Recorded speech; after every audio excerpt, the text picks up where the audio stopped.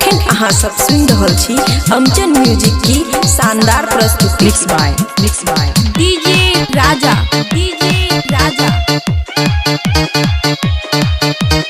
बड़ी घरदौड़ चौक इलाका किसी का भी हो, धमाका राजा का ही होगा।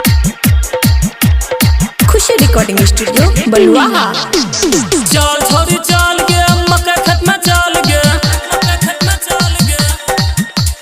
चल छोरी चल गे मक्का खेत में चल गे, चल छोरी चल गे मक्का खेत में चल गे। तोरा यहाँ तोर से हमें ऊपर गे, तोरा यहाँ तोर से हमें ऊपर गे। चल छोरी चल हे गे मक्का खेत में चल गे, तोरा यहाँ तोर से हमें ऊपर गे, तोरा यहाँ तोर से हमें ऊपर गे। चल छोरी चल हे गे मक्का खेत में चल गे, चल छोरी चल हे गे मक्का खेत में चल गे। तोरा यहाँ तोर से हमें ऊपर गे, तोरा यहाँ तोर से हमें ऊपर गे। चल छोरी चल हे गे मक्का खेत में चल गे।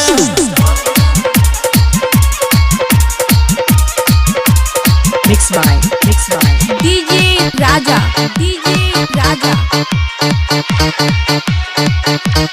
बड़ी घरदौड़ चौक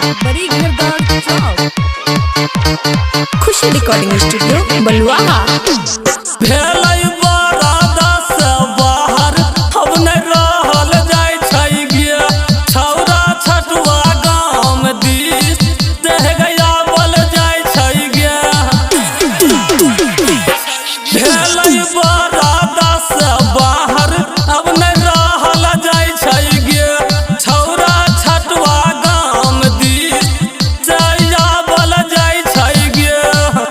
नहीं खुलै छ तनी चमसा सार गे, नहीं खुलै छ तनी चके ससार गे। चल छोरी चल हे गे मक्का खेत में चल गे,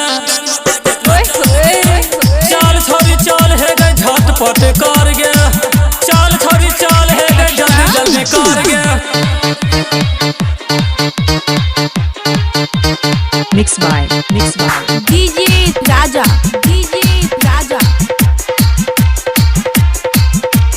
बड़ी घरदौड़ चौक खुशी रिकॉर्डिंग स्टूडियो बलुआहा। देने रहिया सग छौरी आई मौका मिललै गे, मिलल मौका के गई केना अब छोड़ल जैतै गे। देने रहिया सग छौरी आगे मौका मिललै गे, मिलल मौका के गे छौरी केना छोड़ल जैतै गे। देने छियौ तोरा ऐसन पडर गे, छौरा परीक्षण सतानियो ने डर गे। चल छोरी चल हे गे जल्दी कर गे, चल छोरी चल हे गे जल्दी कर गे। चल छोरी चल हे गे मक्का खेत चल गे। खुशी रिकॉर्डिंग स्टूडियो बलुआहा।